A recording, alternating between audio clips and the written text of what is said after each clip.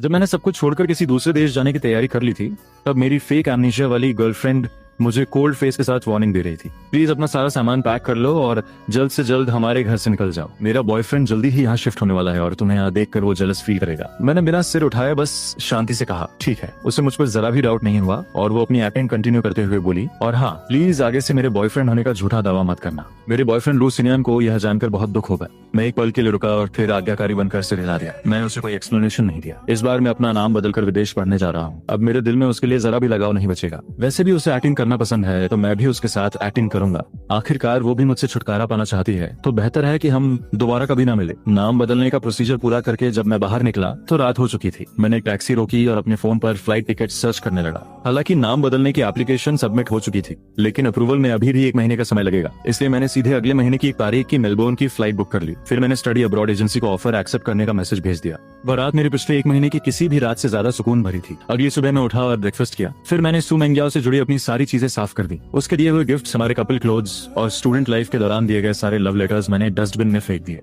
मैं अभी इन सब में बिजी ही था कि अचानक एक लिमिटेड एडिशन स्पोर्ट्स कार सड़क के किनारे आकर रुकी। मैंने आवाज सुनकर पीछे मुड़कर देखा तो सू मेंग्याओ थी। वो एक आदमी का हाथ पकड़े हुए बड़े शर्म से गाड़ी से उतरी। मुझे देखकर भी उसने नजरें नहीं चुराई। मैं जानता था कि वो बिना किसी हिचकिचाहट के ऐसा इसलिए कर रही है क्योंकि उसे पूरा यकीन है कि मैं उसकी एमनीजिया वाली हालत में की गई हर गलती को माफ कर दूंगा। शुरुआत से ही सू मेंग्याओ ने मुझे अपना बॉयफ्रेंड मानने से इनकार कर दिया था। उसने लोगों से मेरा सारा सामान भी विला से बाहर निकलवा दिया था। मुझे लगा था कि मुझे अब सड़क पर रहना पड़ेगा, लेकिन तभी मेरे पड़ोस वाले मकान मालिक ने मुझे कांटेक्ट किया। उसने कहा कि वो विदेश जा रहा है और उसने मुझे सबसे कम प्राइस पर अपना घर रेंट पर दे दिया। उस समय मुझे लगा कि मेरी किस्मत अच्छी है, लेकिन अब समझ में आ रहा है कि यह सब भी उसी का रचा हुआ एक ड्रामा था। उसे डर था कि कहीं मैं सच में न चला जाऊं, इसलिए उसने मुझे रोकने के लिए ये तरीका अपनाया था। पिछले 1 महीने में मेरे साथ हुए इस धोखे को याद करके मुझे बस खुद पर हंसी आ रही थी। मुझे कोई परवाह नहीं थी कि आज वो कौन सा नया नाटक करने वाली है। मैंने मुड़कर आखिरी बॉक्स उठाया और उसे डस्टबिन में डाल दिया। तभी वहाँ से गुजर रही सू मेंग्याओ की नजर उन फेंकी हुई चीजों पर पड़ी और उसका चेहरा उतर गया। तुमने ये सारी चीजें क्यों फेंक दी? मैं उसकी तरफ एक ठंडी नजर से देखा और काम टोन में कहा, तुम्हारी तो याददाश्त चली गई थी ना, फिर तुम्हें ये सारी चीजें कैसे याद हैं? सू मेंग्याओ को तुरंत रियलाइज हुआ कि उसके मुंह से सच निकल गया है। उसने जल्दी से अपने फेशियल एक्सप्रेशंस बदले और अनजान बनने की एक्टिंग करते हुए बोली, मैं तो बस ऐसे ही पूछ रही थी,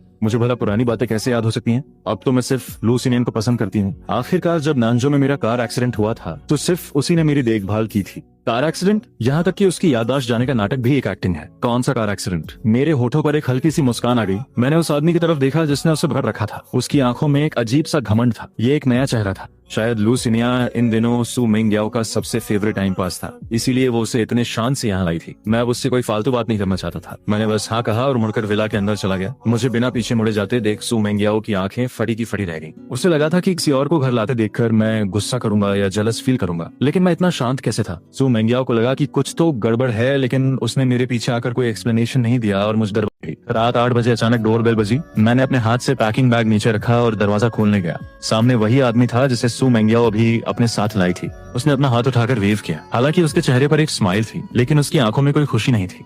हेलो, मेरा नाम लू सिनियन है। मैं कुछ दिनों के लिए अपनी गर्लफ्रेंड के घर पर रुकने वाला हूँ। चूंकि अब हम पड़ोसी हैं, तो क्या हम अपना कॉन्टैक्ट नंबर एक्सचेंज कर सकते हैं? कोई जरूरत नहीं है। मैंने बिना कुछ सोचे उसे रिजेक्ट कर दिया और मुड़ने ही वाला था कि लू सिनियन ने मेरे हाथ से मेरा फोन छीन लिया। उसने जल्दी से वीचैट ओपन किया और खुद को फ्रेंड लिस्ट में ऐड कर लिया। मेरे गुस्से वाले चेहरे को देखकर उसने हंसते हुए फोन वापस कर दिया और बड़े ही हल्के टोन में बोला, हम दोस्त तो बन ही सकते हैं। आखिरकार हमें आगे भी मिलते जुलते रहना है। वैसे क्या तुम्हारे पास अम्ब्रेला है? जो हमने दिन में खरीदा था वो सब इस्तेमाल हो गए हैं। क्या तुम मुझे कुछ छाते उधार दे सकते हो? मेरा चेहरा थोड़ा पीला पड़ गया और फोन वापस लेते वक्त मेरे हाथ हल्के से कांप उठे। नहीं है मेरे पास। लेकिन लू सिनियन हार मानने वालों में से नहीं था। उसकी आंखों में मेरे लिए साफ मजाक था। हाँ, शायद मैंने गलत इंसान से पूछ लिया। मेंग्याओ ने तो तुम्हें छोड़ ही दिया है, तो तुम्हारे पास छाता कैसे होगा? मुझे पता था कि वो जानबूझकर मुझे उकसा रहा है। मैं उससे बात नहीं करना चाहता था, इसलिए मैंने दरवाजा बंद करने के लिए हैंडल खींचा। तभी लू सिनियन ने दरवाजे का हैंडल पकड़ा और जानबूझकर जमीन पर गिर गया। उसकी आंखें तुरंत लाल हो गईं। भैया, मुझे पता है कि आप मुझे देखना नहीं चाहते। मैं तो बस थोड़ा सा मसाला मांगने आया था ताकि मैं मेंग्याओ के लिए रात का खाना बना सकूं। अगर आप नहीं देना चाहते तो मत दीजिए, लेकिन आपने मुझ पर हाथ क्यों उठाया? लू सिनियन की इस अचानक की गई एक्टिंग को देखकर मेरा दिल जोर से धड़क उठा। इससे पहले कि मैं कुछ समझ पाता, मुझे नहीं पता सू मेंग्याओ कब सीढ़ियों से भागते हुए आई और उसने तुरंत उसे अपने पास सहारा देकर खड़ा कर लिया। उसने मेरी तरफ बड़ी ही ठंडी आंखों से देखा।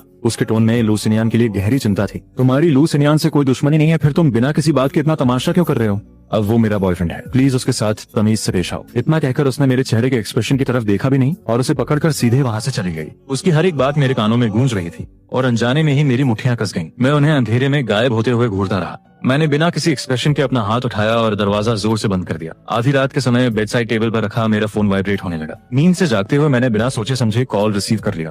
अगले ही पल स्क्रीन का इंटरफेस बदल गया। हिलते हुए कैमरा लेंस और उन घिनौने सीन्स को देखकर मेरी नींद पूरी तरह उड़ गई। मुझे जब ये समझ आया कि फोन के दूसरी तरफ मौजूद लोग क्या कर रहे हैं तो मैं किसी मूर्ति की तरह सुन्न पड़ गया। आखिरकार मैं खुद को रोक नहीं पाया और मैंने कॉल कट कर दी। मेरी नींद से भरी आंखों में अब लाल रंग के खून की लकीरें छा गई थी। इसके बाद कुछ दिनों तक मैं घर से बाहर नहीं निकला। जब तक मेरे बेस्ट फ्रेंड की शादी का दिन नहीं आया तब तक मैंने खुद को संभाला और बाहर निकला। होटल पहुंचकर शादी शुरू होने से पहले मैंने अपना तैयार किया हुआ गिफ्ट उसे दे दिया। हम दोनों ने थोड़ी देर बात की। मेरे दोस्त ने मेरा हाथ पकड़ा और कहा, श्यान, मैंने सू मेंगियाओ को भी इनविटेशन कार्ड भेजा था, उसने आने के लिए हाँ भी कर दी है। थोड़ी देर बाद तुम जाकर उसे रिसीव कर लेना। उसके साथ ज्यादा से ज्यादा बात करना, क्या पता उसे तुम्हारे प्रपोजल का सीन याद आ जाए और उसकी मेमोरी वापस आ जाए। मैं कुछ देर के लिए शांत रहा और फिर अपना सिर ना में हिला दिया। मेरे चेहरे से गायब होती मुस्कान को देखकर मेरे दोस्त की आंखों में चिंता साफ दिखाई दे रही थी। क्या हुआ? क्या तुम अब और कोशिश नहीं करना चाहते? मैं जवाब देने ही वाला था कि तभी मैंने देखा कि सू मेंगियाओ लू सीनियन के साथ दरवाजे पर खड़ी है। मेरे दोस्त ने उसी तरफ देखा। उन दोनों को एक दूसरे की बाहों में बाहें डाले देखकर मेरे दोस्त का चेहरा गुस्से से लाल हो गया। वो उन्हें सबक सिखाने के लिए आगे बढ़ा, लेकिन मैंने तुरंत उसे रोक लिया।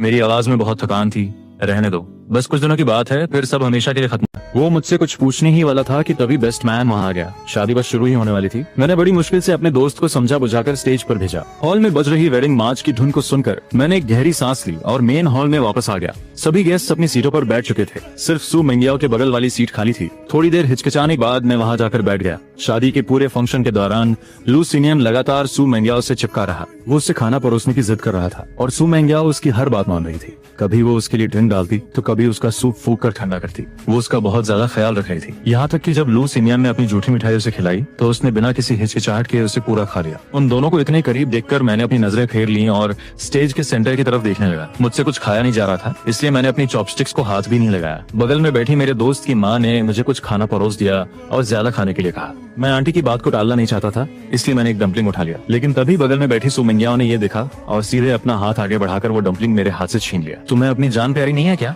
ये सी फूड की फिलिंग वाला है, तुम्हें इससे एलर्जी है, तुम इसे नहीं खा सकते। जमीन पर गिरकर लुढ़कते हुए डम्पलिंग को देखकर मैंने अपना सिर उठाया और उसे गहराई से देखा। सू मेंगियाओ को तब जाकर अपनी गलती का एहसास हुआ। उसने बड़ी ही अजीब सी शक्ल बनाते हुए 2 लाइन की एक्सप्लेनेशन दी।